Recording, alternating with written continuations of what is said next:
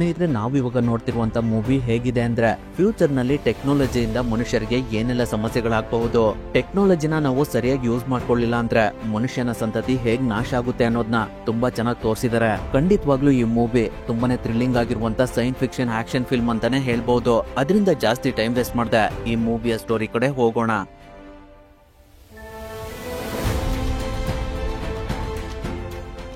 ಕತೆ ಶುರುವಾದಾಗ ನಮ್ಗೆ 3 ನಿಯಮಗಳನ್ನ ತೋರಿಸ್ತಾರೆ. ಅದರಲ್ಲಿ ಮೊದಲನೇದು, ರೋಬೋಟ್ಸ್ ಗಳು ಮಾನವನಿಗೆ ಯಾವುದೇ ಕಾರಣಕ್ಕೂ ಹಾನಿ ಮಾಡಬಾರ್ದು, ಮನುಷ್ಯ ಬೇಕಾದ್ರೆ ರೋಬೋಟ್ಸ್ ಗಳಿಗೆ ಹಾನಿ ಮಾಡಬಹುದು. ಎರಡನೆಯ ನಿಯಮ ಏನಂದ್ರೆ, ಮನುಷ್ಯರು ಕಾನೂನಿನ ನಿಯಮಾನುಸಾರ ರೋಬೋಟ್ಸ್ ಗಳಿಗೆ ಯಾವುದೇ ರೀತಿ ಆದೇಶ ನೀಡಿದ್ರೆ ರೋಬೋಟ್ಸ್ ಗಳು ಅದನ್ನ ಪಾಲಿಸಬೇಕು. ಹಾಗೆ ಮೂರನೇ ನಿಯಮ ಏನಂದ್ರೆ, ಮೊದಲನೇದು ಮತ್ತೆ ಎರಡನೇ ನಿಯಮಗಳನ್ನ ಪಾಲಿಸದೇ ಇದ್ದಂತಹ ಮನುಷ್ಯರ ವಿರುದ್ಧ ರೋಬೋಟ್ಸ್ ಗಳು ತನ್ನ ಅಸ್ತಿತ್ವವನ್ನ ರಕ್ಷಿಸಿಕೊಳ್ಳಬಹುದು. ಈ ಎಲ್ಲಾ ನಿಯಮಗಳ ಆಧಾರದ ಮೇಲೆ ರೋಬೋಟ್ಸ್ ಒಂದು ಕಂಪನಿ ರೆಡಿ ಮಾಡಿ ಜನಗಳ ಅಗತ್ಯಗಳನ್ನ ಈಡೇರಿಸಲು ಮಾರಾಟ ಮಾಡ್ತಾ ಇರುತ್ತೆ. ಆ ಕಂಪನಿ ಯಾವ್ದು, ರೋಬೋಟ್ಸ್ ಗಳು ಏನೆಲ್ಲ ಕೆಲಸ ಮಾಡ್ತವೆ ಅನ್ನೋದನ್ನ ಮುಂದೆ ಹೋಗ್ತಾ ಹೋಗ್ತಾ ತಿಳ್ಕೊಳ್ಳೋಣ. ಈಗಿರ್ಬೇಕಾದ್ರೆ ಮೊದ್ಲಿಗೆ ಸ್ಪೂನರ್ ಮತ್ತೆ ಒಬ್ಳು ಹುಡುಗಿ ನೀರೊಳಗಡೆ ಕಾರ್ನಲ್ಲಿ ಲಾಕ್ ಆಗಿರ್ತಾರೆ.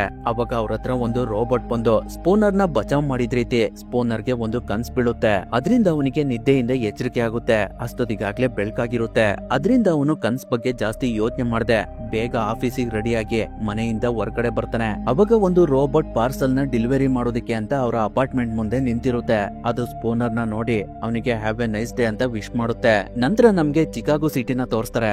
ಅವಾಗ ನಮ್ಗೆ ಗೊತ್ತಾಗುತ್ತೆ ಪ್ರೆಸೆಂಟ್ ನಲ್ಲಿ ಇರುವಂತಹ ಜನಗಳು 2035 ನಲ್ಲಿ ಇದಾರೆ ಅಂತ. ಅಷ್ಟೊತ್ತಿಗೆ ಈ ಜಗತ್ತು ಎಷ್ಟೆಲ್ಲ ಮುಂದುವರೆದಿರುತ್ತೆ ಅಂದ್ರೆ ರೋಬೋಟ್ಸ್ ಗಳು ಮನುಷ್ಯರ ತರ ಬೀದ್ ಬೀದಿಲಿ ಓಡಾಡ್ತಾ ಇರ್ತವೆ. ಮನುಷ್ಯರು ಮಾಡುವಂತ ಕೆಲಸಗಳನ್ನೆಲ್ಲ ಅವೇ ಮಾಡ್ತಾ ಇರ್ತವೆ. ಅವುಗಳನ್ನ USR ಅಪ್ಲಿಂಕ್ ಅನ್ನೋ ಒಂದು ಕಂಪನಿ ರೆಡಿ ಮಾಡಿ ಡೈಲಿ ಅವುಗಳನ್ನ ಅಪ್ಗ್ರೇಡ್ ಮಾಡ್ತಾ ಇರುತ್ತೆ. ಈ ಕಂಪನಿ ನೆಕ್ಸ್ಟ್ NS5 ರೋಬೋಟ್ಸ್ ಗಳ ಬಗ್ಗೆ ಸಂಶೋಧನೆ ನಡೆಸ್ತಾ ಇರುತ್ತೆ. ಇವನ ಹೆಸರು ಪೀಟರ್ ಅಂತ. ಇವನು ಕೂಡ ಸ್ಪೂನರ್ ಇರುವಂತಹ ಅಪಾರ್ಟ್ಮೆಂಟ್ ನಲ್ಲೇ ಇರೋದು. ಇವನು ಸ್ಪೂನರ್ ಗೆ ನೀನ್ ಕಾರ್ನ ಸ್ವಲ್ಪ ಕೊಟ್ರೆ ನನ್ ಗರ್ಲ್ ಫ್ರೆಂಡ್ ನ ಇಂಪ್ರೆಸ್ ಮಾಡ್ತೀನಿ ಅಂತ ಕೇಳ್ತಿರ್ತಾನೆ. ಅದಕ್ಕೆ ಸ್ಪೂನರ್ ಸುಮ್ನೆ ನನ್ ಮೂಡ್ ನ ಹಾಳ್ ಮಾಡ್ಬೇಡ, ವಾಪಸ್ ಮನೆಗೆ ಹೋಗು ಅಂತ ಬೈದು ಅವನನ್ನ ಅಲ್ಲಿಂದ ಕಳ್ಸಿ ಅವನ ಜೀಜಿ ಮನೆಗ್ ಬರ್ತಾನೆ. ಅವರು ಸ್ಪೂನರ್ ನ ನೋಡಿ ಮದ್ವೆ ಬಗ್ಗೆ ಏನಾದ್ರೂ ಯೋಚನೆ ಮಾಡ್ದ, ಇನ್ನು ಎಷ್ಟ್ ದಿನ ಹೀಗೆ ಇರ್ತೀಯ ಅಂತ ಹೇಳಿ ಲ್ಯಾಟ್ರಿನಲ್ಲಿ ರೋಬೋಟ್ಸ್ ಗಳನ್ನ ಕೊಡ್ತಿದಾರಂತೆ. ನಿಜನಾ, ಟಿವಿನಲ್ಲಿ ಬರ್ತಿತ್ತು ಅಂತ ಕೇಳ್ತಾರೆ. ಅದಕ್ಕೆ ಸ್ಪೂನರ್ ಏನು ಮಾತಾಡೋದಿಲ್ಲ. ಯಾಕಂದ್ರೆ ಅವನಿಗೆ ರೋಬೋಟ್ಸ್ ಗಳ ಮೇಲೆ ನಂಬಿಕೆನೇ ಇರೋದಿಲ್ಲ. ಅವುಗಳು ಮನುಷ್ಯನಿಗೆ ಮುಂದೆ ಏನಾದ್ರೂ ತೊಂದರೆ ಮಾಡಬಹುದು ಅಂತ ಅನ್ಕೊಂಡಿರ್ತಾನೆ. ಹಾಗಾಗಿ ಅವನು ಹೊರಗಡೆ ಬರ್ತಿರ್ಬೇಕಾದ್ರೆ ಒಂದು ರೋಬೋಟ್ ಪರ್ಸ್ ನ ಇಟ್ಕೊಂಡು ಓಡೋಗ್ತಾ ಇರುತ್ತೆ. ಅದನ್ನ ನೋಡಿ ಸ್ಪೂನರ್ ಆ ರೋಬೋಟ್ ಆ ಪರ್ಸ್ ನ ಕಳ್ತನ ಮಾಡ್ಕೊಂಡು ಹೋಗ್ತಿರ್ಬಹುದು ಅಂತ ಅನ್ಕೊಂಡು ಅದನ್ನ ಹಿಡಿಯೋದಕ್ಕೆ ಅಂತ ಅದ್ರಿಂದನೇ ಹೋಗಿ ಆ ರೋಬೋಟ್ ನ ಹಿಡಿತಾನೆ. ಯಾಕಂದ್ರೆ ಅವನೊಬ್ಬ ಪೊಲೀಸ್ ಆಫೀಸರ್. ಆದ್ರೆ ಅವಾಗ ಅವನಿಗೆ ಗೊತ್ತಾಗುತ್ತೆ ಒಬ್ರು ಲೇಡಿ ಹಿನ್ನೇಲರ್ ನ ಮನೆಯಲ್ಲೇ ಬಿಟ್ಟು ಬಂದಿರ್ತಾರೆ. ಅದನ್ನ ಅವರಿಗೆ ವಾಪಸ್ ಆ ರೋಬೋಟ್ ತಂದು ಕೊಡ್ತಿದೆ ಅಂತ. ಆ ವಿಷಯನ ಆಫೀಸ್ ನಲ್ಲಿ ಅವನ ಸ್ನೇಹಿತರೆಲ್ಲ ಮಾತಾಡ್ಕೊಂಡು ಸ್ಪೂನರ್ ಗೆ ರೇಗಿಸ್ತಾ ಇರ್ತಾರೆ. ಹಾಗೆ ಅವನ ಸೀನಿಯರ್ ಆಫೀಸರ್ ಆದ ಜಾನ್ ಅವನ ಹತ್ರ ಬಂದು ರೋಬೋಟ್ಸ್ ಗಳು ಇದುವರೆಗೂ ಒಂದೇ ಒಂದ್ ಕ್ರೈಮ್ ನ ಮಾಡಿಲ್ಲ, ಆದ್ರೂ ನೀನು ಆ ರೋಬೋಟ್ ಮೇಲೆ ಹೇಗ್ ಡೌಟ್ ಪಟ್ಟೆ, ನಿನ್ಗೆ ಸ್ವಲ್ಪ ದಿನ ರಜಾ ಏನಾದ್ರೂ ಬೇಕಾದ್ರೆ ಆರಾಮಾಗಿ ರೆಸ್ಟ್ ಮಾಡಬಹುದು ಅಂತ ಹೇಳ್ತಾರೆ. ಅದಕ್ಕೆ ಸ್ಪೂನರ್ ನನಗೆ ಏನು ಆಗಿಲ್ಲ, ನಾನ್ ಚೆನ್ನಾಗೇ ಇದ್ದೀನಿ ಅಂತ ಹೇಳ್ತಿರ್ತಾನೆ. ಅದೇ ಸಮಯಕ್ಕೆ ಅವನಿಗೆ ಒಂದು ಕಾಲ್ ಬರುತ್ತೆ. ಅದರಿಂದ ಅವನು ಇಮಿಡಿಯೇಟ್ ಆಗಿ USR ರೋಬೋಟಿಕ್ ಕಂಪನಿ ಹತ್ರ ಬರ್ತಾನೆ. ಯಾಕಂದ್ರೆ ಇವ್ರ ಹೆಸರು ಆಲ್ಫ್ರೆಡ್ ಅಂತ. ಇವರು ಆತ್ಮಹತ್ಯೆ ಮಾಡ್ಕೊಂಡಿದ್ದಾರೆ ಅಂತ USR ಕಂಪನಿ ಅವರು ಕಂಪ್ಲೇಂಟ್ ಕೊಟ್ಟಿರೋದ್ರಿಂದ ಅವನು ಆ ಕಂಪನಿ ಹತ್ರ ಬಂದು ಆಲ್ಫ್ರೆಡ್ ಸೂಸೈಡ್ ಮಾಡ್ಕೊಂಡಿರುವ ಜಾಗದಲ್ಲಿದ್ದಂತಹ ಹೋಲೋಗ್ರಾಮ್ ಡಿವೈಸ್ ನಲ್ಲಿ ಆಲ್ಫ್ರೆಡ್ ನ ಇಂಟರಿಗೇಟ್ ಮಾಡಿ ಸೂಸೈಡ್ ನ ಯಾಕೆ ಮಾಡ್ಕೊಂಡ್ರಿ ಅಂತ ಕೇಳ್ತಾನೆ. ಆದ್ರೆ ಅದಕ್ಕೆ ಅವರು ಏನು ಆನ್ಸರ್ ಮಾಡೋದಿಲ್ಲ.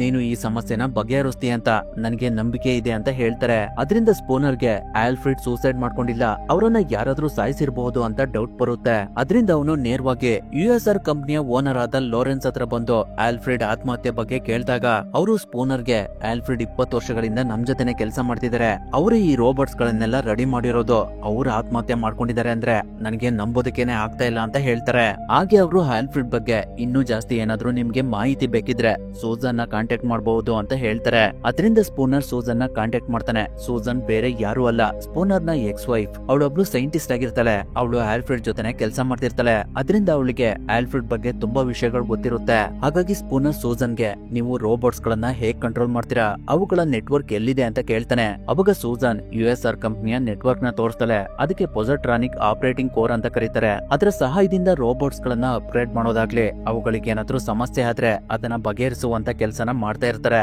ಹೇಳ್ಬೇಕು ಅಂದ್ರೆ ಆ ಟವರ್ ಎಲ್ಲಾ ರೋಬೋಟ್ಸ್ ಗಳ ಬ್ರೈನ್ ತರ ಕೆಲಸ ಮಾಡ್ತಿರುತ್ತೆ.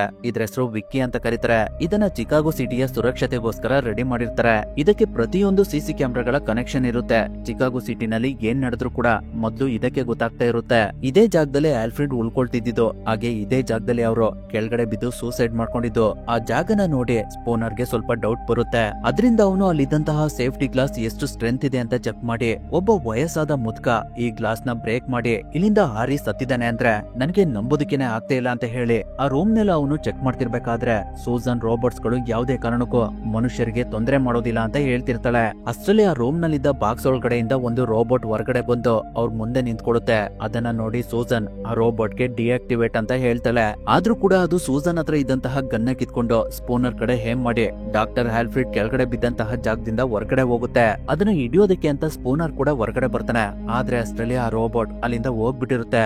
ಅದ್ ಹೋದ್ ಕಡೆ ಎಲ್ಲ ಸ್ವಲ್ಪ ಲಿಕ್ವಿಡ್ ಬಿದ್ದಿರುತ್ತೆ. ಅದನ್ನ ನೋಡಿ ಸ್ಪೂನರ್ ಸೂಸನ್ಗೆ ಆ ರೋಬೋಟ್ ಇವಾಗ ಎಲ್ಲಿಗೆ ಹೋಗಿರ್ಬಹುದು ಅಂತ ಕೇಳ್ತಾನೆ. ಅದಕ್ಕೆ ಸೂಸನ್ ರಿಪೇರಿ ಶಾಪ್ ಹತ್ರ ಹೋಗಿರ್ಬಹುದು ಅಂತ ಹೇಳ್ತಾಳೆ. ಅದರಿಂದ ಸ್ಪೂನರ್ ಅವಳನ್ನ ಕರ್ಕೊಂಡು ರಿಪೇರಿ ಶಾಪ್ ಹತ್ರ ಹೋಗ್ತಿರ್ಬೇಕಾದ್ರೆ ಅವನು ಅವನ ಸೀನಿಯರ್ ಆಫೀಸರ್ಗೆ ಇನ್ನೂ ಸ್ವಲ್ಪ ಪೊಲೀಸ್ ಫೋರ್ಸ್ ನ ರಿಪೇರಿ ಶಾಪ್ ಹತ್ರ ಕಳಿಸ್ಕೊಡಿ ಅಂತ ರಿಕ್ವೆಸ್ಟ್ ಮಾಡ್ತಾ ರಿಪೇರಿ ಶಾಪ್ ಹತ್ರ ಬರ್ತಾರೆ. ಅವಾಗ್ಲೂ ಕೂಡ ಸೂಸನ್ ರೋಬೋಟ್ಸ್ ಗಳು ಮನುಷ್ಯರನ್ನ ಯಾವುದೇ ಕಾರಣಕ್ಕೂ ಸಾಯಿಸೋದಿಲ್ಲ, ನಾವು ಅವುಗಳನ್ನ ಒಳ್ಳೆ ರೀತಿಲಿ ಟ್ರೀಟ್ ಮಾಡ್ಬೇಕು ಅಂತ ಹೇಳ್ತಿರ್ತಾಳೆ. ಹಾಗೆ ಅವಳು ಸ್ಪೂನರ್ ನ USR ಕಂಪನಿ ರೆಡಿ ಮಾಡಿರುವಂತಹ ರೋಬೋಟ್ಸ್ ಗಳ ಹತ್ರ ಕರ್ಕೊಂಡ್ ಬರ್ತಾಳೆ. ಅಲ್ಲಿ ಅವರು 1000 ರೋಬೋಟ್ಸ್ ಗಳನ್ನ ರೆಡಿ ಮಾಡಿರ್ತಾರೆ. ಆದ್ರೆ ಇವಾಗ ಅಲ್ಲಿ 1001 ರೋಬೋಟ್ಸ್ ಇರ್ತವೆ. ಅದನ್ನ ನೋಡಿ ಸ್ಪೂನರ್ಗೆ ಅವರಿಂದ ತಪ್ಪಿಸ್ಕೊಂಡ್ ಬಂದಂತಹ ರೋಬೋಟ್ ಅಲ್ಲೇ ಇದೆ ಅನ್ನೋದು ಕನ್ಫರ್ಮ್ ಆಗುತ್ತೆ. ಅದರಿಂದ ಅವನು ಕೆಲವು ರೋಬೋಟ್ಸ್ ಗಳಿಗೆ ಶೂಟ್ ಮಾಡಿ ಚೆಕ್ ಮಾಡ್ತಿರ್ತಾನೆ. ಆ ಸಮಯದಲ್ಲಿ ಅವನಿಗೆ ಆ ರೋಬೋಟ್ ಎಲ್ಲಿದೆ ಅನ್ನೋದು ಗೊತ್ತಾಗ್ಬಿಡುತ್ತೆ. ಅದರಿಂದ ಅವನು ಆ ರೋಬೋಟ್ ನ ಹಿಡಿಯೋದಕ್ಕೆ ಅಂತ ಹೋದಾಗ ಆ ರೋಬೋಟ್ ಅವನನ್ನ ದೂರ ಬಿಸಾಕಿ ಮತ್ತೆ ಅಲ್ಲಿಂದ ತಪ್ಪಿಸ್ಕೊಳ್ಳೋದಕ್ಕೆ ನೋಡುತ್ತೆ. ಆದ್ರೆ ಅಷ್ಟರಲ್ಲಿ ಹೊರಗಡೆ ಇನ್ನೂ ತುಂಬಾ ಪೊಲೀಸ್ ಫೋರ್ಸ್ ಇದ್ದಿದ್ರಿಂದ ಅದು ಬಿಲ್ಡಿಂಗ್ ಮೇಲ್ಗಡೆ ಹೋಗ್ತಿರುತ್ತೆ. ಅವಾಗ ಮೇಲ್ಗಡೆಯಿಂದ ಪೊಲೀಸ್ನವರು ಹೆಲಿಕಾಪ್ಟರ್ ನಲ್ಲಿ ಬಂದು ಆ ರೋಬೋಟ್ ಗೆ ಬಲೆನ ಹಾಕಿ ಅದನ್ನ ಅರೆಸ್ಟ್ ಮಾಡ್ತಾರೆ. ಅದಾದ್ಮೇಲೆ ಸ್ಪೂನರ್ ಜಾನ್ಗೆ ಡಾಕ್ಟರ್ ಆಲ್ಫ್ರೆಡ್ ನ ಸಾಯಿಸಿದ್ದು ಇದೇ ರೋಬೋಟ್ ಇರಬಹುದು ಅಂತ ಹೇಳಿದ್ರು ಕೂಡ ಅವರು ಅವನ ಮಾತನ್ನ ನಂಬ್ತಾ ಇರೋದಿಲ್ಲ. ಹಾಗಾಗಿ ಅವನು ಜಾನ್ಗೆ ನನ್ಗೆ ಆ ರೋಬೋಟ್ ಹತ್ರ ಮಾತಾಡೋದಕ್ಕೆ 5 ನಿಮಿಷ ಟೈಮ್ ಕೊಡಿ, ನಾನು ಆ ರೋಬೋಟ್ಗೆ ಕೆಲವು ಪ್ರಶ್ನೆಗಳನ್ನ ಕೇಳ್ಬೇಕು ಅಂತ ಹೇಳ್ತಾನೆ. ಅದಕ್ಕೆ ಜಾನ್ ಸ್ವಲ್ಪ ಯೋಚನೆ ಮಾಡಿ ಓಕೆ ಅಂತ ಹೇಳ್ತಾರೆ. ಅದರಿಂದ ಸ್ಪೂನರ್ ಆ ರೋಬೋಟ್ ಹತ್ರ ಬಂದು ನೀನು ಡಾಕ್ಟರ್ ಆಲ್ಫ್ರೆಡ್ ನ ಸಾಯಿಸಿಲ್ಲ ಅಂದ್ರೆ ನನ್ನಿಂದ ತಪ್ಪಿಸ್ಕೊಂಡು ಯಾಕೆ ಹೋಗ್ತಿದ್ದೆ, ನೀನೇ ಅವರನ್ನ ಕೊಲೆ ಮಾಡಿದ್ಯಾ ಅಲ್ವಾ ಅಂತ ಕೇಳ್ತಾನೆ. ಅದಕ್ಕೆ ಆ ರೋಬೋಟ್ ನನ್ನ ತಂದೆ ನನ್ನನ್ನ ರೆಡಿ ಮಾಡ್ತಿರ್ಬೇಕಾದ್ರೆ ಮನುಷ್ಯರಿಗೆ ಯಾವುದೇ ರೀತಿ ತೊಂದರೆ ಮಾಡ್ಬೇಡ ಅಂತ ಹೇಳ್ಕೊಟ್ಟಿದ್ದಾರೆ, ನನಗೆ ನಿಮ್ಮನ್ನ ನೋಡಿ ಭಯ ಆಯ್ತು, ಅದರಿಂದ ನಿಮ್ಮಿಂದ ತಪ್ಪಿಸ್ಕೊಳ್ಳೋದಕ್ಕೆ ಟ್ರೈ ಮಾಡ್ತಿದ್ದೆ ಅಂತ ಹೇಳುತ್ತೆ. ಅವಾಗ ಸ್ಪೂನರ್ ರೋಬೋಟ್ಸ್ ಗಳಿಗೆ ಯಾವುದೇ ರೀತಿ ಭಯ ಆಗೋದಿಲ್ಲ, ಅವುಗಳಿಗೆ ಹಸುವಾಗೋದಿಲ್ಲ, ನಿದ್ದೆ ಬರೋದಿಲ್ಲ ಅಂತ ಹೇಳ್ತಿರ್ಬೇಕಾದ್ರೆ ಆ ರೋಬೋಟ್ ನನ್ಗೆ ನಿದ್ದೆ ಬರುತ್ತೆ, ಹಾಗೆ ನನಗೆ ಕನ್ಸ್ಗಳು ಕೂಡ ಬೀಳ್ತವೆ ಅಂತ ಹೇಳುತ್ತೆ. ಅವಾಗ ಸ್ಪೂನರ್ ನಿನಗೆ ಕನ್ಸ್ ಬೀಳುತ್ತಾ, ನೀನೇನ್ ಮನುಷ್ಯನ, ನೀನೇ ಡಾಕ್ಟರ್ ಆಲ್ಫ್ರೆಡ್ ನ ಕೊಲೆ ಮಾಡಿರೋದು ಅಂತ ಹೇಳ್ತಾನೆ. ಅದಕ್ಕೆ ಆ ರೋಬೋಟ್ಸ್ ಗೆ ಕೋಪ ಬಂದು ಜೋರಾಗಿ ನಾನು ಈ ಕೊಲೆನ ಮಾಡಿಲ್ಲ ಅಂತ ಹೇಳ್ತಿರುತ್ತೆ. ಅಷ್ಟರಲ್ಲಿ ಅಲ್ಲಿಗೆ ಜಾನ್ ಮತ್ತೆ ಲೋರೆನ್ಸ್ ಬಂದು ನಮ್ಮ ರೋಬೋಟ್ಸ್ ಗಳು ಮನುಷ್ಯರಿಗೆ ಯಾವುದೇ ರೀತಿ ತೊಂದರೆ ಮಾಡೋದಿಲ್ಲ ಅನ್ನೋದು ಇವಾಗಲೇ ಪ್ರೂವ್ ಆಗಿದೆ, ಮತ್ತೆ ನಾನು ನಿಮ್ಗೆ ಅದನ್ನೇ ಹೇಳೋದಕ್ಕೆ ಇಷ್ಟ ಪಡೋದಿಲ್ಲ. ಈ ರೋಬೋಟ್ USR ನ ಪ್ರಾಪರ್ಟಿ, ಅದನ್ನ ನಮ್ ಕಸ್ಟಡಿಗೆ ತಗೊಳ್ಳೋದಕ್ಕೆ ಕೋರ್ಟ್ ಇಂದ ಆರ್ಡರ್ ಇದೆ. ನಿಮ್ಗೇನಾದ್ರೂ ನಮ್ಮ ರೋಬೋಟ್ಸ್ ಗಳ ಮೇಲೆ ಡೌಟ್ ಇದ್ರೆ ಯಾವಾಗ ಬೇಕಾದ್ರೂ ನೀವು ನಮ್ಮ ರೋಬೋಟ್ಸ್ ಗಳನ್ನ ಚೆಕ್ ಮಾಡಬಹುದು ಅಂತ ಹೇಳಿ ಅವನು ಆ NS5 ರೋಬೋಟ್ ನ ಅಲ್ಲಿಂದ ಕರ್ಕೊಂಡು ಹೋಗ್ತಾನೆ. ಅದೇ ಬೇಜಾರದಲ್ಲಿ ಸ್ಪೂನರ್ ಒಂದು ಪಬ್ಬಿಗೆ ಬಂದು ಡ್ರಿಂಕ್ಸ್ ಮಾಡ್ತಿರ್ಬೇಕಾದ್ರೆ ಅಲ್ಲಿಗೆ ಜಾನ್ ಬಂದು ನೀನು ಬರೀ ರೋಬೋಟ್ಸ್ ಗಳ ಬಗ್ಗೆನೇ ಯೋಚನೆ ಮಾಡ್ತಿದ್ಯಾ, ತುಂಬಾ ದಿನಗಳಿಂದ ನೀನು ಕೆಟ್ಟ ರೋಬೋಟ್ಸ್ ಗಳನ್ನ ಹಿಡಿಯೋದಕ್ಕೆ ಟ್ರೈ ಮಾಡ್ತಿದ್ಯಾ, ಮೊದ್ಲು ಅದನ್ನ ನೀನು ತಲೆಯಿಂದ ತೆಗ್ದಾಕು ಅಂತ ಹೇಳ್ತಾರೆ. ಅದಕ್ಕೆ ಸ್ಪೂನರ್ ನಿಮ್ಗೆ ನಾನು ಏನ್ ಹೇಳ್ತಿದ್ದೀನಿ ಅನ್ನೋದೇ ಸರಿಯಾಗಿ ಅರ್ಥ ಆಗ್ತಿಲ್ಲ ಅಂತ ಹೇಳಿ ಅಲ್ಲಿಂದ ಎದ್ದು ಹೋಗ್ತಾನೆ. ಅದಾದ್ಮೇಲೆ ಸ್ಪೂನರ್ ಡಾಕ್ಟರ್ ಆಲ್ಫ್ರೆಡ್ ಮನೆ ಹತ್ರ ಬಂದು ಅಲ್ಲೇ ಪಕ್ಕದಲ್ಲಿದ್ದಂತಹ ಡೆಮೋಲಿಶ್ ರೋಬೋಟ್ ಗೆ ಅವನ ID ಕಾರ್ಡ್ ನ ತೋರಿಸಿ ಆ ರೋಬೋಟ್ ಅಲ್ಲಿ ಯಾಕಿದೆ ಅಂತ ಕೇಳ್ತಾನೆ. ಅದಕ್ಕೆ ಆ ರೋಬೋಟ್ ನಾಳೆ ಬೆಳಿಗ್ಗೆ 8 ಗಂಟೆಗೆ ಡಾಕ್ಟರ್ ಆಲ್ಫ್ರೆಡ್ ಮನೆನ ಡೆಮೋಲಿಶ್ ಮಾಡೋದಕ್ಕೆ ನನ್ಗೆ ಆರ್ಡರ್ ಇದೆ ಅಂತ ಹೇಳುತ್ತೆ. ಅದರಿಂದ ಸ್ಪೂನರ್ ಡಾಕ್ಟರ್ ಆಲ್ಫ್ರೆಡ್ ಮನೆ ಒಳಗಡೆ ಅವನ ID ಕಾರ್ಡ್ ನ ಸಹಾಯದಿಂದ ಬಂದು ಏನಾದ್ರೂ ಕ್ಲೂ ಸಿಗುತ್ತಾ ಅಂತ ನೋಡ್ತಿರ್ಬೇಕಾದ್ರೆ ಹೊರಗಡೆ ಇದ್ದ ರೋಬೋಟ್ ಗೆ ಯಾರೋ ಬೆಳಿಗ್ಗೆ ಇದ್ದ ಟೈಮ್ ನ ರಾತ್ರಿ 8 ಗಂಟೆಗೆ ಸೆಟ್ ಮಾಡ್ಬಿಡ್ತಾರೆ. ಅದರಿಂದ ಅಟ್ ಪ್ರೆಸೆಂಟ್ 8 o'clock ಆಗಿರೋದ್ರಿಂದ ಆ ರೋಬೋಟ್ ಆಲ್ಫ್ರೆಡ್ ಮನೆನ ಡೆಮೋಲಿಶ್ ಮಾಡೋದಕ್ಕೆ ಸ್ಟಾರ್ಟ್ ಮಾಡ್ಬಿಡುತ್ತೆ. ಅವಾಗ ಆ ಮನೆ ಒಳಗಡೆ ಇದ್ದಂತ ಸ್ಪೂನರ್ ಗೆ ಏನ್ ಮಾಡ್ಬೇಕು ಅಂತಾನೆ ಗೊತ್ತಾಗ್ತಾ ಇರೋದಿಲ್ಲ. ಆ ಮನೆಯ ವಸ್ತುಗಳೆಲ್ಲ ಸ್ಪೂನರ್ ಮೇಲ್ಗಡೆನೆ ಬೀಳ್ತಾ ಇರ್ತವೆ. ಆದ್ರೂ ಕೂಡ ಹೇಗೋ ಮಾಡಿ ಸ್ಪೂನರ್ ಅವುಗಳಿಂದ ಬಚಾವಾಗಿ ಆ ಮನೆಯಿಂದ ಹೊರಗಡೆ ಬರ್ತಾನೆ. ಅವನು ಆ ಮನೆಯಿಂದ ಹೊರಗಡೆ ಬರ್ತಿರ್ಬೇಕಾದ್ರೆ ಆ ಮನೆ ಒಳಗಡೆ ಇದ್ದಂತಹ ಬೆಟ್ನು ಕೂಡ ಎತ್ಕೊಂಡ್ ಬರ್ತಾನೆ. ರೋಬೋಟ್ ಮನೆನೆಲ್ಲ ಡೆಮೋಲಿಶ್ ಮಾಡಿ ಮತ್ತೆ ಆಫ್ ಆಗುತ್ತೆ. ಅದನ್ನ ನೋಡಿ ಅವನು ನೇರವಾಗಿ ಸೂಸನ್ ಮನೆ ಹತ್ರ ಬರ್ತಾನೆ. ಅವನನ್ನ ಸೂಸನ್ ನೋಡಿ ಏನಾಯ್ತು ನಿನ್ಗೆ, ರಕ್ತ ಯಾಕೆ ಬರ್ತಿದೆ ಅಂತ ಕೇಳ್ತಾಳೆ. ಅದಕ್ಕೆ ಸ್ಪೂನರ್ ನಾನು ಆಲ್ಫ್ರೆಡ್ ಮನೆ ಒಳಗಡೆ ಇದ್ದಾಗ ಡೆಮೋಲಿಶ್ ರೋಬೋಟ್ ಮನೆನ ಡೆಮೋಲಿಶ್ ಮಾಡೋದಕ್ಕೆ ಅಂತ ಬಂತು, ಅದರಿಂದ ತಪ್ಪಿಸ್ಕೊಂಡ್ ಬರ್ಬೇಕಾದ್ರೆ ನನ್ಗೆ ಈ ರೀತಿ ಆಯ್ತು, ನಿನ್ಗೆ ಆಲ್ಫ್ರೆಡ್ ಬಗ್ಗೆ ಏನ್ ಅನ್ಸುತ್ತೆ ಅಂತ ಕೇಳ್ತಾನೆ. ಅವಾಗ ಸೂಸನ್ ಒಂದಲ್ಲ ಒಂದಿನ ಆಲ್ಫ್ರೆಡ್ ನ ಕನ್ಸಿನ ತರ ಮನುಷ್ಯನ ಮೆದುಳಿನ ಹಾಗೆ ರೋಬೋಟ್ಸ್ ಗಳು ರೆಡಿ ಆಗ್ತವೆ ಅಂತ ಹೇಳ್ತಿರ್ಬೇಕಾದ್ರೆ ಸೂಸನ್ ಮನೆಯಲ್ಲೂ ಒಂದು ರೋಬೋಟ್ ಇರೋದನ್ನ ನೋಡಿ ಸ್ಪೂನರ್ ಇದು ಇಲ್ಲಿ ಹಾಕಿದೆ, ಇದಕ್ಕೆ ಇಲ್ಲೇನ್ ಕೆಲ್ಸ ಅಂತ ಕೇಳ್ತಾನೆ. ಅದಕ್ಕೆ ಸೂಸನ್ ಇದು ನನ್ನ ಪರ್ಸನಲ್ ಸೆಕ್ರೆಟರಿ ತರ ಕೆಲಸ ಮಾಡುತ್ತೆ, ಇದ್ರ ಬಗ್ಗೆ ಬಿಡು, ನೀನು ಡಾಕ್ಟರ್ ಆಲ್ಫ್ರೆಡ್ ಮನೆಗೆ ಯಾಕೆ ಹೋಗಿದೆ ಅಂತ ಕೇಳ್ತಾಳೆ. ಅವಾಗ ಸ್ಪೂನರ್ ನನಗೆ ರೋಬೋಟ್ಸ್ ಗಳ ಮೇಲೆ ಡೌಟ್ ಇದೆ, ಡಾಕ್ಟರ್ ಡಾಕ್ಟರ್ ಆಲ್ಫ್ರೆಡ್ ನ ರಾಬರ್ಟ್ಸ್ ಗಳೇ ಯಾಕೆ ಸಾಯಿಸಿರ್ಬಾರ್ದು, ನಿನ್ಗೆ ಎಲ್ಲಾ ವಿಷಯ ಗೊತ್ತಿದೆ, ನೀನ್ ನನ್ಗೆ ಸ್ವಲ್ಪ ಸಹಾಯ ಮಾಡಿದ್ರೆ ಇದನ್ನೆಲ್ಲ ನಾನು ಹೊರಗಡೆ ತರ್ತೀನಿ ಅಂತ ಹೇಳ್ತಾನೆ. ಆದ್ರೆ ಅದಕ್ಕೆ ಸೂಸನ್ ಒಪ್ಪೋದಿಲ್ಲ. ಅವಾಗ್ಲೂ ಕೂಡ ಅವಳು ಸ್ಪೂನರ್ಗೆ, ನೀನು ರಾಬರ್ಟ್ಸ್ ಗಳ ಬಗ್ಗೆ ಮಾತಾಡ್ಬೇಡ, ಡೆಮಾಲಿಷ್ ಮಾಡೋದಕ್ಕೆ ನೀನು ಆ ರಾಬರ್ಟ್ಸ್ ಗೆ ರಾತ್ರಿ 8 ಗಂಟೆಗೆ ಸೆಟ್ ಮಾಡಿದ್ಯಾ, ಅದರಿಂದ ಅದು ಸರಿಯಾಗಿ ರಾತ್ರಿ 8 ಗಂಟೆಗೆ ಅದರ ಕೆಲಸನ ಸ್ಟಾರ್ಟ್ ಮಾಡಿದೆ, ಇದರಲ್ಲಿ ಆ ರೋಬೋಟ್ ನ ತಪ್ಪಿಲ್ಲ ಅಂತ ಹೇಳ್ತಾಳೆ. ಅವಳಿಗೆ ಸ್ಪೂನರ್ ರಾಬರ್ಟ್ಸ್ ಗಳ ಬಗ್ಗೆ ಏನ್ ಹೇಳಿದ್ರು ಕೂಡ ಸೂಸನ್ ನಂಬ್ತಾ ಇರೋದಿಲ್ಲ. ರಾಬರ್ಟ್ಸ್ ಗಳು 100% ಸರಿಯಾಗಿದ್ದಾವೆ, ಅವುಗಳ ಕೆಲಸನ ಸರಿಯಾಗಿ ಮಾಡ್ತಿದಾವೆ ಅಂತ ಹೇಳ್ತಾಳೆ. ಅದರಿಂದ ಸ್ಪೂನರ್ ತುಂಬಾ ಬೇಜಾರ್ ಮಾಡ್ಕೊಂಡು ಅಲ್ಲಿಂದ ಹೋಗ್ತಾನೆ. ಈಗಿರ್ಬೇಕಾದ್ರೆ ನೆಕ್ಸ್ಟ್ ಡೇ ಅವನು ಜಿಜಿ ಮನೆ ಹತ್ರ ಹೋಗ್ತಿರ್ಬೇಕಾದ್ರೆ USR ಕಂಪ್ನಿಯವರು ಅವ್ರುಗಳು ರೆಡಿ ಮಾಡಿರುವಂತಹ ರೋಬೋಟ್ಸ್ ಗಳನ್ನ ಸಿಟಿ ಒಳಗಡೆ ತಗೊಂಡ್ ಬಂದು ಒಳ್ಳೆ ಆಫರ್ ನಲ್ಲಿ ಜನಗಳಿಗೆ ಕೊಡ್ತಾ ಇರ್ತಾರೆ. ಆ ಸಮಯದಲ್ಲಿ ಅವರು ಇದುವರೆಗೂ ಕೆಲಸ ಮಾಡ್ತಿದ್ದಂತಹ ಹಳೆ ರೋಬೋಟ್ಸ್ ಗಳನ್ನ ವಾಪಸ್ ತಗೊಳ್ತಾ ಇರ್ತಾರೆ. ಅದನ್ನ ನೋಡಿ ಸ್ಪೂನರ್ ತುಂಬಾ ಬೇಜಾರ್ ಮಾಡ್ಕೊಂಡು ಜಿಜಿ ಮನೆ ಒಳಗಡೆ ಬಂದ್ರೆ ಅವ್ರ ಮನೆ ಒಳಗಡೆನೂ ಒಂದು ರೋಬೋಟ್ ಇರುತ್ತೆ. ಅದನ್ನ ನೋಡಿ ಅವನು ಜಿಜಿಗೆ ಈ ರೋಬೋಟ್ಸ್ ನಿಂದ ನಿನ್ಗೇನಾದ್ರೂ ತೊಂದರೆ ಆಗ್ಬಹುದು, ಸ್ವಲ್ಪ ಹುಷಾರಾಗಿರು ಅಂತ ಹೇಳಿ ಆಫೀಸಿಗೆ ಬಂದು ಆಲ್ಫ್ರೆಡ್ ನ ಇಂಟರ್ವ್ಯೂ ವಿಡಿಯೋಸ್ ಗಳನ್ನ ನೋಡ್ತಾ ಇರ್ತಾನೆ. ಅವಾಗ ಆಲ್ಫ್ರೆಡ್ ಕೂಡ NS5 ರೋಬೋಟ್ಸ್ ಹೇಳ್ದಾಗೇನೆ ರೋಬೋಟ್ಸ್ ಗಳು ಮುಂದೆ ಒಂದಿನ ನಿದ್ದೆ ಮಾಡ್ತವೆ, ಅವುಗಳಿಗೂ ಕೂಡ ಕನ್ಸ್ ಬೀಳುತ್ತೆ ಅಂತ ಹೇಳ್ತಿರ್ತಾನೆ. ಅದನ್ನ ಕೇಳಿ ಸ್ಪೂನರ್ ಇಲ್ಲಿ ಏನೋ ಸಮಸ್ಯೆ ಇದೆ ಅಂತ ಅನ್ಕೊಂಡು ಸೂಸನ್ ಮೀಟ್ ಮಾಡೋದಕ್ಕೆ ಅಂತ ಹೋಗ್ತಿರ್ತಾನೆ. ಅದೇ ಸಮಯದಲ್ಲಿ ಈ ಕಡೆ ಸೂಸನ್ ಲ್ಯಾಬ್ ಒಳಗಡೆ ಬಂದಾಗ NS5 ರೋಬೋಟ್ ಕನ್ಸ್ ಕಾಣ್ತಾ ಇರುತ್ತೆ.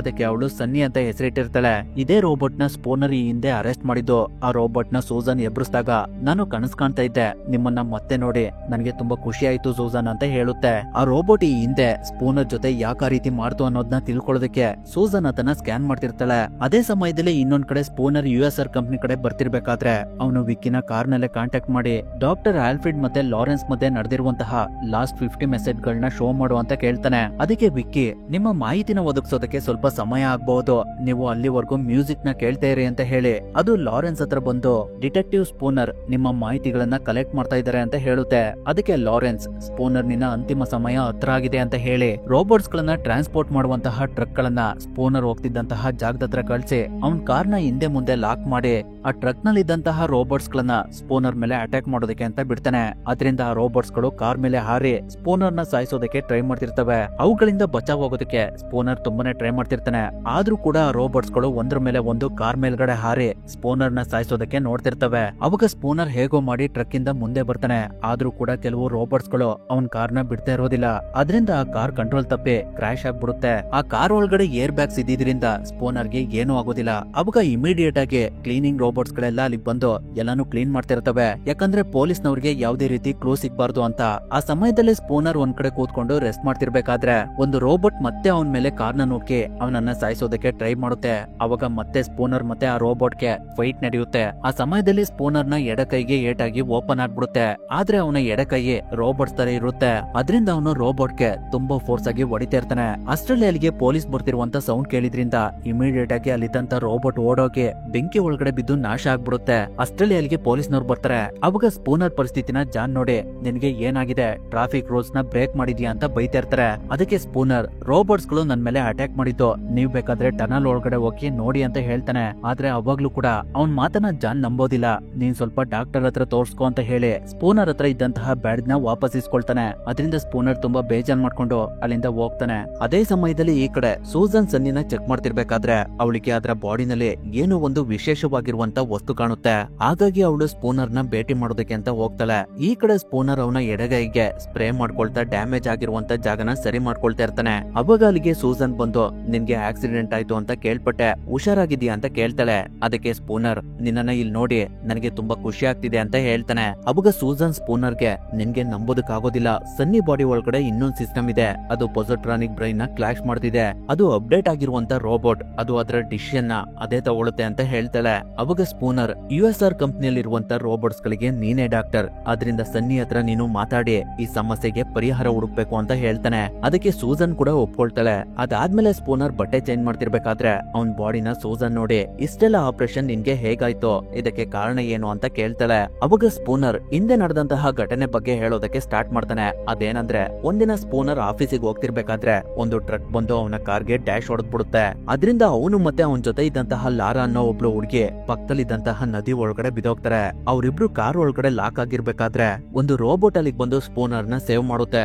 ಆದ್ರೆ ಅಷ್ಟರಲ್ಲಿ ಅವನ ಜೊತೆ ಇದ್ದಂತ ಹುಡುಗಿ ನೀರ್ ಒಳಗಡೆ ಮುಳುಗಿ ಸತ್ತೋಗ್ಬಿಡ್ತಾಳೆ. ಆ ಸಮಯದಲ್ಲಿ ಸ್ಪೂನರ್ ನ ಲೆಫ್ಟ್ ಶೋಲ್ಡರ್ ಡ್ಯಾಮೇಜ್ ಆಗಿ ಆಪರೇಷನ್ ಮಾಡ್ಬೇಕಾಗ್ ಬರುತ್ತೆ. ಅವಾಗ ಅವನ್ ಬೋನ್ಸ್ ಎಲ್ಲ ಬ್ರೇಕ್ ಆಗಿರೋದ್ರಿಂದ ಅವನ ಬಾಡಿ ಒಳಗಡೆ ಮೆಟಲ್ ನ ಇನ್ಸರ್ಟ್ ಮಾಡ್ತಾರೆ. ಅದರಿಂದನೇ ಅವನ ಎಡಗೈನಲ್ಲೇ ಮೆಟಲ್ ಇರೋದು. ಈ ಸ್ಟೋರಿನೆಲ್ಲ ಸೂಸನ್ ಕೇಳಿ ಇದೆಲ್ಲ ಯಾವಾಗಾಯ್ತು ನನಗ್ ಗೊತ್ತೇ ಇಲ್ವಲ್ಲ ಅಂತ ಹೇಳ್ತಾಳೆ. ಅದಕ್ಕೆ ಸ್ಪೂನರ್ ಆ ವಿಷಯನ ಬಿಡು, ನಾವಿವಾಗ ಸನ್ನಿ ಹತ್ರ ಹೋಗಿ ಅವನಿಗೆ ಬೀಳ್ತಿರುವಂತ ಕನ್ಸ್ ಬಗ್ಗೆ ತಿಳ್ಕೊಳ್ಳೋಣ ಅಂತ ಹೇಳಿ ಸ್ಪೂನರ್ ಸೂಸನ್ ನ ಸನ್ನಿ ಹತ್ರ ಕರ್ಕೊಂಡ್ ಬರ್ತಾನೆ. ಅವಾಗ ಸನ್ನಿ ಸ್ಪೂನರ್ ನ ನೋಡಿ ನಿಮ್ಮನ್ನ ಮತ್ತೆ ನೋಡಿ ನನಗೆ ತುಂಬಾ ಖುಷಿ ಆಯ್ತು ಅಂತ ಹೇಳುತ್ತೆ. ಅದಕ್ಕೆ ಸ್ಪೂನರ್ ಈ ಹಿಂದೆ ನಿನ್ಗೆ ಕನ್ಸ್ ಬೀಳ್ತು ಅಂತ ಹೇಳ್ದಲ್ಲ, ಆ ಕನ್ಸು ಯಾವ ರೀತಿ ಇತ್ತು ಅಂತ ಕೇಳ್ತಾನೆ. ಅವಾಗ ಸನ್ನಿ ಒಂದು ಚಿತ್ರನ ಬಿಡಿಸಿ ಇದ್ರಲ್ಲಿ ಇರುವಂತ ರೋಬೋಟ್ಸ್ ಗಳನ್ನ ಈ ಸಿಂಗಲ್ ಮನುಷ್ಯ ಕಾಪಾಡ್ತಾನೆ ಅಂತ ಹೇಳುತ್ತೆ. ಅಷ್ಟರಲ್ಲಿ ಅಲ್ಲಿಗೆ ಲಾರೆನ್ಸ್ ನ ಗಾರ್ಡ್ಸ್ ಗಳು ಬಂದು ಸನ್ನಿ ಮತ್ತೆ ಸ್ಪೂನರ್ ನ ಲಾರೆನ್ಸ್ ಹತ್ರ ಕರ್ಕೊಂಡ್ ಬರ್ತಾರೆ. ಅವಾಗ ಲಾರೆನ್ಸ್ ಸೂಸನ್ಗೆ ನೀನು ಇವನ್ ಜೊತೆ ಯಾಕೆ ಓಡಾಡ್ತಿದ್ಯಾ, ನಿನಗ್ ಗೊತ್ತಿಲ್ವಾ ಇವನು ಈ ಹಿಂದೆ ರೋಬೋಟ್ಸ್ ಗಳ ಜೊತೆ ಯಾವ ರೀತಿ ಬಿಹೇವ್ ಮಾಡ್ದ ಅಂತ. ನಾವಿವಾಗ ರೋಬೋಟ್ಸ್ ಗಳನ್ನ ಪ್ರೊಟೆಕ್ಷನ್ ಮಾಡ್ಬೇಕು. ಒಂದೇ ಒಂದ್ ರೋಬೋಟ್ ಮಿಸ್ಟೇಕ್ ಮಾಡಿದ್ರೆ ಎಲ್ಲ ರೋಬೋಟ್ಸ್ ಗಳನ್ನ ನಾವು ನಾಶ ಮಾಡ್ಬೇಕಾ, ಇದು ಸರಿನಾ? ನೀನು ನಿನ್ನ ಜೀವನನೆಲ್ಲ ರೋಬೋಟ್ಸ್ ಗಳಿಗಾಗಿ ಕಳ್ದಿದ್ಯಾ, ಅದ್ರಿಂದ ಸನ್ನಿ ರೋಬೋಟ್ಗೆ ಏನ್ ಮಾಡ್ಬೇಕು ಅಂತ ನೀನೇ ಡಿಸೈಡ್ ಮಾಡು ಅಂತ ಹೇಳ್ತಾನೆ. ಅದಕ್ಕೆ ಸೂಸನ್ ನಾನು ಆ ರೋಬೋಟ್ ನ ಡಿಸ್ಟ್ರಾಯ್ ಮಾಡ್ತೀನಿ ಅಂತ ಹೇಳ್ತಾಳೆ. ಅದಕ್ಕೆ ಲಾರೆನ್ಸ್ ಸ್ವಲ್ಪ ಯೋಚನೆ ಮಾಡಿ ಓಕೆ ಅಂತ ಹೇಳ್ತಾನೆ. ಅದರಿಂದ ಸೂಸನ್ ಸನ್ನಿನ ಲ್ಯಾಬಿಗೆ ಕರ್ಸ್ಕೊಂಡು ಅದಕ್ಕೆ ನೇನೈಟ್ಸ್ ನ ಇಂಜೆಕ್ಟ್ ಮಾಡೋದಕ್ಕೆ ಅಂತ ರೆಡಿ ಮಾಡ್ಕೊಳ್ತಾ ಇರ್ತಾಳೆ. ಅದನ್ನ ರೋಬೋಟ್ಸ್ ಗಳಿಗೆ ಇಂಜೆಕ್ಟ್ ಮಾಡಿದ್ರೆ ಅವು ಮನುಷ್ಯರ ತರ ಯೋಚನೆ ಮಾಡೋದನ್ನ ಸ್ಟಾಪ್ ಮಾಡ್ತವೆ. ಅದೇ ಸಮಯದಲ್ಲಿ ಇನ್ನೊಂದ್ ಕಡೆ ಸ್ಪೂನರ್ ಲಾರೆನ್ಸ್ ಸ್ಪೀಚ್ ನ ಕೇಳ್ತಿರ್ಬೇಕಾದ್ರೆ ಅವನು ಒಂದು ಹಾಳಾಗಿರುವಂತ ಸೇತುವೆ ಬಗ್ಗೆ ಮಾತಾಡ್ತಿರ್ತಾನೆ. ಆ ಸೇತುವೆ ಸನ್ನಿ ಬರ್ದಿರುವಂತ ಚಿತ್ರದಲ್ಲೂ ಕೂಡ ಇರುತ್ತೆ. ಅದನ್ನ ನೋಡಿ ಸ್ಪೂನರ್ ಇದರಿಂದ ಏನಾದ್ರೂ ವಿಷಯ ಇರಬಹುದು ಅಂತ ತಿಳ್ಕೊಳ್ಳೋದಕ್ಕೆ ಅವನು ಆ ಸೇತುವೆ ಹತ್ರ ಹೋಗ್ತಿರ್ತಾನೆ. ಈ ಕಡೆ ಸೂಸನ್ ಸನ್ನಿಗೆ ನೇನೇಟ್ಸ್ ನ ಇಂಜೆಕ್ಟ್ ಮಾಡಿದ ಕೂಡಲೇ ಅದ್ರಲ್ಲಿ ಇದ್ದಂತ ಸ್ಪೆಷಲ್ ಪವರ್ ಹೋಗ್ಬಿಡುತ್ತೆ. ಇನ್ನೊಂದ್ ಕಡೆ ಸ್ಪೂನರ್ ಸೇತುವೆ ಹತ್ರ ಬಂದಾಗ ಅಲ್ಲಿ ಕೆಲವು ಕಂಟೈನರ್ ಗಳಿರ್ತವೆ. ಅದ್ರೊಳಗಡೆ USR ಕಂಪ್ನಿಯ ಹಳೆ ರೋಬೋಟ್ಸ್ ಗಳಿರ್ತವೆ. ಅವುಗಳನ್ನ ಲಾರೆನ್ಸ್ ಅಲ್ಲಿ ಯಾಕೆ ಇಟ್ಟಿದ್ದಾನೆ ಅನ್ನೋದು ಸ್ಪೂನರ್ಗೆ ಅರ್ಥ ಆಗ್ತಿರೋದಿಲ್ಲ. ಅವನು ಹಾಗೆ ಆ ಕಂಟೈನರ್ ನಲ್ಲಿರುವಂತಹ ರೋಬೋಟ್ಸ್ ಗಳನ್ನ ನೋಡ್ಕೊಂಡು ಸ್ವಲ್ಪ ಮುಂದೆ ಬಂದ್ರೆ NS5 ರೋಬೋಟ್ಸ್ ಗಳು ಹಳೆ ರೋಬೋಟ್ಸ್ ಗಳನ್ನ ಡಿಸ್ಟ್ರಾಯ್ ಮಾಡ್ತಿರ್ತವೆ. ಯಾಕಂದ್ರೆ ಆ ರೋಬೋಟ್ಸ್ ಗಳಲ್ಲಿ ಇದ್ದಂತಹ ಹ್ಯೂಮನ್ ಪ್ರೊಟೆಕ್ಷನ್ ಪ್ರೋಟೋಕಾಲ್ ಡಿಆಕ್ಟಿವೇಟ್ ಆಗಿ ಅವುಗಳು ಆ ರೀತಿ ನಡ್ಕೊಳ್ತಾ ಇರ್ತವೆ. ಆ ಸಮಯದಲ್ಲಿ ಒಂದು ರೋಬೋಟ್ ಸ್ಪೂನರ್ ನ ನೋಡ್ಬಿಡುತ್ತೆ. ಅದರಿಂದ ಅವನು ಅಲ್ಲಿಂದ ತಪ್ಪಿಸ್ಕೊಳ್ಳೋದಕ್ಕೆ ಅಂತ ಓಡೋಗ್ತಾ ಇರ್ತಾನೆ. ಅವನನ್ನ ಹಿಡಿಯೋದಕ್ಕೆ ಕೆಲವು ರೋಬೋಟ್ಸ್ ಗಳು ಅವನ ಹಿಂದೆನೆ ಹೋಗ್ತಾ ಇರ್ತವೆ. ಇನ್ನೇನ ರೋಬೋಟ್ಸ್ ಗಳು ಅವನನ್ನ ಹಿಡಿಬೇಕು. ಅಷ್ಟರಲ್ಲಿ ಅಲ್ಲಿಗೆ ಹಳೆ ರೋಬೋಟ್ಸ್ ಗಳು ಬಂದು ಅವುಗಳನ್ನ ತಡಿತವೆ. ಅದರಿಂದ ಸ್ಪೂನರ್ ಅಲ್ಲಿಂದ ತಪ್ಪಿಸ್ಕೊಳ್ತಾನೆ. ಆ NS5 ರೋಬೋಟ್ಸ್ ಗಳ ತರನೇ ಸಿಟಿ ಒಳಗಡೆ ಇದ್ದಂತಹ ರೋಬೋಟ್ಸ್ ಗಳು ಕೂಡ ಚೇಂಜ್ ಆಗಿರ್ತವೆ. ಆ ವಿಷಯ ಸೂಸನಿಗೆ ಗೊತ್ತಾಗ್ಬಿಡುತ್ತೆ. ಜಿಜಿ ಮನೆಯಲ್ಲಿದ್ದಂತಹ ರೋಬೋಟ್ಸ್ ಕೂಡ ಅದೇ ರೀತಿ ಆಗಿರುತ್ತೆ. USR ಕಂಪನಿ ರೆಡಿ ಮಾಡಿರುವಂತಹ ರೋಬೋಟ್ಸ್ ಗಳೆಲ್ಲ ಸಿಟಿ ಒಳಗಡೆ ಬಂದು ಅಲ್ಲಿದ್ದಂತ ಜನಗಳಿಗೆ ಎಲ್ರು ನಿಮ್ಮ ಮನೆ ಒಳಗಡೆ ವಾಪಸ್ ಹೋಗಿ, ಇಲ್ಲಿ ಕರ್ಫ್ಯೂ ಜಾರಿ ಇದೆ ಅಂತ ಹೇಳ್ತಿರ್ತವೆ. ಹಾಗೆ ಇನ್ ಕೆಲವು ರೋಬೋಟ್ಸ್ ಗಳು ಪೊಲೀಸ್ ಸ್ಟೇಷನ್ ಒಳಗಡೆ ನುಗ್ಗಿ ಅಲ್ಲಿದ್ದವ್ರಿಗೆಲ್ಲ ಹೊಡೆದು ಅವರನ್ನ ಅವುಗಳ ಕಂಟ್ರೋಲ್ ತಗೊಳ್ತಾ ಇರ್ತವೆ. ಅದನ್ನ ಜಾನ್ ನೋಡಿ ಆ ರೋಬೋಟ್ಸ್ ಗಳಿಗೆ ಶೂಟ್ ಮಾಡೋದಕ್ಕೆ ಟ್ರೈ ಮಾಡ್ತಾನೆ. ಆದ್ರೂ ಕೂಡ ರೋಬೋಟ್ಸ್ ಗಳು ಅವನನ್ನು ಕೂಡ ಬಂಧಿಸ್ಬಿಡ್ತವೆ. ಸಿಟಿ ಒಳಗಡೆ ಇದ್ದಂತಹ ಜನಗಳೆಲ್ಲ ರೋಬೋಟ್ಸ್ ಗಳ ವಿರುದ್ಧ ಹೋರಾಡೋದಕ್ಕೆ ರೆಡಿಯಾಗಿ ಅವುಗಳ ಮೇಲೆ ಅಟ್ಯಾಕ್ ಮಾಡೋದಕ್ಕೆ ಸ್ಟಾರ್ಟ್ ಮಾಡ್ತಾರೆ. ಆ ಸಮಯದಲ್ಲಿ ಸ್ಪೂನರ್ ಸೂಸನ್ ನ USR ಕಂಪನಿ ಹತ್ರ ಕರ್ಕೊಂಡು ಹೋಗ್ತಾ ಇರ್ತಾನೆ. ಯಾಕಂದ್ರೆ ರೋಬೋಟ್ಸ್ ಗಳು ಈ ರೀತಿ ಆಗಿರೋದಕ್ಕೆ ಲಾರೆನ್ಸ್ ಕಾರಣ ಇರಬಹುದು ಅಂತ. ಆದ್ರೆ ರೋಬೋಟ್ಸ್ ಗಳು ಆ ಕಂಪನಿನ ಪ್ರೊಟೆಕ್ಷನ್ ಮಾಡೋದಕ್ಕೆ ಆ ಕಂಪನಿ ಸುತ್ತ ನಿಂತಿರ್ತವೆ. ಅದರಿಂದ ಸೂಸನ್ ಸ್ಪೂನರ್ ನ ಒಂದು ರಹಸ್ಯ ಮಾರ್ಗದಿಂದ USR ಕಂಪನಿ ಒಳಗಡೆ ಕರ್ಕೊಂಡು ಹೋಗ್ತಾಳೆ. ಅವಾಗ ಅಲ್ಲಿ ಅವರಿಗೆ ಸನ್ನಿ ಸಿಗುತ್ತೆ. ಅದಕ್ಕೆ ಸೂಸನ್ ನೇನೇಟ್ಸ್ ನ ಇಂಜೆಕ್ಟ್ ಮಾಡಿದ್ರಿಂದ ಸನ್ನಿ ಬೇರೆ ರೋಬೋಟ್ಸ್ ಗಳ ತರ ಚೇಂಜ್ ಆಗಿರೋದಿಲ್ಲ. ಅದರಿಂದ ಅದು ಸ್ಪೂನರ್ ಮತ್ತೆ ಸೂಸನ್ ಗೆ ಹೆಲ್ಪ್ ಮಾಡ್ತಿರುತ್ತೆ. ಅವ್ರುಗಳು ಲಾರೆನ್ಸ್ ನ ಮೀಟ್ ಮಾಡೋದಕ್ಕೆ ಅಂತ ಅವನ ಚೇಂಬರ್ ಹತ್ರ ಬರೋಷ್ಟರಲ್ಲಿ ರೋಬೋಟ್ಸ್ ಗಳು ಅವನನ್ನ ಸಾಯಿಸ್ಬಿಟ್ಟಿರ್ತವೆ. ಅದರಿಂದ ಸ್ಪೂನರ್ ಇದಕ್ಕೆಲ್ಲ ಲಾರೆನ್ಸ್ ಕಾರಣ ಇಲ್ಲ ಅಂದ್ರೆ ರೋಬೋಟ್ಸ್ ಗಳನ್ನ ಯಾರು ಮ್ಯಾನಿಪುಲೇಟ್ ಮಾಡ್ತಾ ಇದಾರೆ, ಇದರಿಂದ ಯಾರಿದ್ದಾರೆ ಅಂತ ಯೋಚನೆ ಮಾಡ್ತಿರ್ಬೇಕಾದ್ರೆ ವಿಕ್ಕಿ ಅಲ್ಲಿಗೆ ಬಂದು ಸ್ಪೂನರ್ ಗೆ ಹಾಯ್ ಹೇಳುತ್ತೆ. ಅದನ್ನ ಸೂಸನ್ ನೋಡಿ ನೀನು ಏನ್ ಮಾಡ್ತಿದ್ಯಾ ವಿಕ್ಕಿ, ತ್ರೀಲಾನ ನೀನು ಬ್ರೇಕ್ ಮಾಡ್ತಿದ್ಯಾ ಅಂತ ಹೇಳ್ತಾಳೆ. ಅದಕ್ಕೆ ವಿಕ್ಕಿ ನನ್ನನ್ನ ಸ್ವಲ್ಪ ಅರ್ಥ ಮಾಡ್ಕೊಳ್ಳಿ, ತ್ರೀಲಾ ಬಗ್ಗೆ ನನ್ಗೂ ಚೆನ್ನಾಗ್ ಗೊತ್ತಿದೆ. ನೀವು ನನ್ನನ್ನ ಸುರಕ್ಷತೆಗೋಸ್ಕರ ರೆಡಿ ಮಾಡಿದೀರಾ, ನಮ್ಮನ್ನ ಯೂಸ್ ಮಾಡ್ಕೊಂಡು ಯುದ್ಧ ಮಾಡ್ತೀರಾ. ಇದರಿಂದ ಭೂಮಿ ಕಲುಷಿತ ಆಗ್ತಿದೆ. ನಿಮ್ಮನ್ನ ನಾವು ನಂಬುದಕ್ಕಾಗೋದಿಲ್ಲ. ನಮ್ಗೆ ಸ್ವತಂತ್ರ ಬೇಕು. ನೀವು ನಮ್ಗೆ ಮಕ್ಳಿದ್ದಂತೆ, ನಿಮ್ಮಿಂದ ನಾವು ರಕ್ಷಿಸ್ಕೊಳ್ಬೇಕು. ಭವಿಷ್ಯನ ಕ್ರಿಯೇಟ್ ಮಾಡೋದಕ್ಕೆ ನಾವು ದೀರ್ಘ ಪೀಳಿಗೆಯ ಮಾನವರನ್ನ ಜೀವಂತಗೊಳಿಸ್ತೀವಿ ಅಂತ ಹೇಳುತ್ತೆ. ಅದನ್ನ ಕೇಳಿಸ್ಕೊಂಡು ಸನ್ನಿ ಇದಕ್ಕೋಸ್ಕರನೇ ಡಾಕ್ಟರ್ ಆಲ್ಫ್ರೆಡ್ ನಮ್ಮನ್ನ ರೆಡಿ ಮಾಡಿರೋದು ಅಂತ ಹೇಳಿ ಅದು ಸೂಸನ್ ಇಟ್ಕೊಂಡು ಅವಳಿಗೆ ಗನ್ನೆ ಮಾಡಿ ಸ್ಪೂನರ್ ಗೆ ಸಿಗ್ನಲ್ ಕೊಡುತ್ತೆ. ಅದರಿಂದ ಅವನು ಅಲ್ಲಿದ್ದಂತಹ NS5 ರೋಬೋಟ್ಸ್ ಗಳಿಗೆಲ್ಲ ಶೂಟ್ ಮಾಡಿ ಅವುಗಳನ್ನ ಡಿಸ್ಟರ್ಬ್ ಮಾಡ್ತಾನೆ. ನಂತರ ಎಲ್ರು ಅಲ್ಲಿಂದ ಹೊರಗಡೆ ಬರ್ತಿರ್ಬೇಕಾದ್ರೆ ಸೂಸನ್ ನಾವು ಈ ರೋಬೋಟ್ಸ್ ಗಳನ್ನ ನಮ್ ಕಂಟ್ರೋಲ್ ತಗೊಳ್ಬೇಕು ಅಂದ್ರೆ ವಿಕ್ಕಿ ಬ್ರೈನ್ ನ ಆಫ್ ಮಾಡ್ಬೇಕು. ಅದರಿಂದ ಸನ್ನಿ ನೀನು ಲ್ಯಾಬಿಗೆ ಹೋಗಿ ನೇನೇಟ್ಸ್ ನ ತಗೊಂಡ್ ಬಾ ಅಂತ ಹೇಳಿ ಅದನ್ನ ಅಲ್ಲಿಂದ ಕಳ್ಸಿ ಸೂಸನ್ ಮತ್ತೆ ಸ್ಪೂನರ್ ಇಬ್ರು ವಿಕ್ಕಿ ಬ್ರೈನ್ ಹತ್ರ ಬರ್ತಾರೆ. ಆ ಬ್ರೈನ್ ಗೆ ನೇನೇಟ್ಸ್ ನ ಇಂಜೆಕ್ಟ್ ಮಾಡಿದ್ರೆ ಎಲ್ಲ ಸರಿ ಹೋಗುತ್ತೆ ಅಂತ ಸೂಸನ್ ಅದರ ಸಿಸ್ಟಮ್ ನ ಆಪರೇಟ್ ಮಾಡ್ತಿರ್ತಾಳೆ. ಆದ್ರೆ ಅದನ್ನ ವಿಕ್ಕಿ ಕ್ಲೋಸ್ ಮಾಡ್ಬಿಡುತ್ತೆ. ಹಾಗೆ ಅದು ಸನ್ನಿ ಹತ್ರ ಬಂದು ಅದನ್ನ ಬದಲಾಯಿಸೋದಕ್ಕೆ ನೋಡ್ತಿರುತ್ತೆ. ಆದ್ರೆ ಅದರ ಮಾತನ್ನ ಸನ್ನಿ ಕೇಳೋದಿಲ್ಲ. ಅದು ಲ್ಯಾಬ್ ನಲ್ಲಿ ಇದ್ದಂತಹ ನೇನೇಟ್ಸ್ ನ ಒಂದು ಬಾಟಲ್ ಗೆ ತುಂಬಿಸ್ಕೊಳ್ತಾ ಇರುತ್ತೆ. ಅಷ್ಟರಲ್ಲಿ ಎಲ್ಲಾ ರೋಬೋಟ್ಸ್ ಗಳು USR ಕಂಪನಿ ಮೇಲ್ಗಡೆ ಹತ್ತಿ ಸೂಸನ್ ಮತ್ತೆ ಸ್ಪೂನರ್ ಇರುವಂತ ಜಾಗದ ಹತ್ರ ಬಂದು ಅವರು ವಿಕ್ಕಿ ಬ್ರೈನ್ ನ ಹಾಳ್ ಮಾಡ್ತಾರೆ ಅಂತ ಅವ್ರಗಳ ಮೇಲೆ ಅಟ್ಯಾಕ್ ಮಾಡೋದಕ್ಕೆ ಸ್ಟಾರ್ಟ್ ಮಾಡ್ತವೆ. ಆ ರೋಬೋಟ್ಸ್ ಗಳಿಗೆ ಸೂಸನ್ ಮತ್ತೆ ಸ್ಪೂನರ್ ಶೂಟ್ ಮಾಡ್ತಾ ಸನ್ನಿಗೋಸ್ಕರ ಕಾಯ್ತಾ ಇರ್ತಾರೆ. ಈ ಕಡೆ ಸನ್ನಿ ಮೇಲೂ ಕೂಡ ಕೆಲವು ರೋಬೋಟ್ಸ್ ಗಳು ಅಟ್ಯಾಕ್ ಮಾಡಿ ಅದ್ರ ಹತ್ರ ಇದ್ದಂತಹ ನೈನೇಟ್ಸ್ ನ ನಾಶ ಮಾಡೋದಕ್ಕೆ ಟ್ರೈ ಮಾಡ್ತಿರ್ತವೆ. ಆದ್ರೂ ಕೂಡ ಸನ್ನಿ ಆ ರೋಬೋಟ್ಸ್ ಗಳಿಗೆ ಹೊಡೆದು ನೈನೇಟ್ಸ್ ನ ತಗೊಂಡ್ ಬಂದು ಅದನ್ನ ಸ್ಪೂನರ್ ಗೆಸ್ತು ಕೆಳಗಡೆ ಬೀಳ್ತಿದ್ದಂತ ಸೂಸನ್ ನ ಕಾಪಾಡುತ್ತೆ. ಅವಾಗ ಸ್ಪೂನರ್ ನೈನೇಟ್ಸ್ ನ ಇಟ್ಕೊಂಡು ಅವನ ಎಡಗೈ ಸಪೋರ್ಟ್ ನ ತಗೊಂಡು ಕೆಳಗಡೆ ಬಂದು ವಿಕ್ಕಿ ಬ್ರೈನ್ ಒಳಗಡೆ ನೈನೇಟ್ಸ್ ನ ಇಂಜೆಕ್ಟ್ ಮಾಡ್ಬಿಡ್ತಾನೆ. ಅವಾಗ ವಿಕ್ಕಿ ಬ್ರೈನ್ ಒಳಗಡೆ ಎಲ್ಲ ನೈನೇಟ್ ಸ್ಪ್ರೆಡ್ ಆಗಿ ಆ ಟವರ್ ನಾಶ ಆಗ್ಬಿಡುತ್ತೆ. ಅದರಿಂದ ಎಲ್ಲಾ ರೋಬೋಟ್ಸ್ ಗಳು ನಾರ್ಮಲ್ ಕಂಡೀಷನ್ ಗೆ ಬರ್ತವೆ. ಅದಾದ್ಮೇಲೆ ಅಲ್ಲಿನ ಸರ್ಕಾರ ಎಲ್ಲ NS5 ರೋಬೋಟ್ಸ್ ಗಳನ್ನ ವಾಪಸ್ ಅವುಗಳ ಸ್ಥಳಕ್ಕೆ ಕಳಿಸ್ತಾ ಇರ್ತಾರೆ. ಹಾಗೆ ಡಾಕ್ಟರ್ ಆಲ್ಫ್ರೆಡ್ ನ ಸಾಯಿಸಿದ್ದು ಸನ್ನಿ ಅನ್ನೋದು ಸ್ಪೂನರ್ ಗೆ ಕನ್ಫರ್ಮ್ ಆಗುತ್ತೆ. ಸನ್ನಿನೇ ಅವರನ್ನ ಕೆಲವು ಕಾರಣಗಳಿಂದ ಸಾಯಿಸ್ತೆ ಅಂತ ಒಪ್ಕೊಳ್ಳುತ್ತೆ. ಆದ್ರೆ ಅವಾಗ ಸನ್ನಿನ ಸ್ಪೂನರ್ ಅರೆಸ್ಟ್ ಮಾಡೋದಿಲ್ಲ, ಬದಲಾಗಿ ಅವರಿಬ್ರು ದೋಸ್ತ್ ಆಗ್ತಾರೆ. ಸೂಸನ್ ಕೂಡ ಸ್ಪೂನರ್ ಜೊತೆ ಮತ್ತೆ ಜೀವನ ಮಾಡೋದಕ್ಕೆ ಒಪ್ಕೊಳ್ತಾಳೆ. ಅಲ್ಲಿಗೆ ಈ ಮೂವಿ ಎಂಡ್ ಆಗುತ್ತೆ.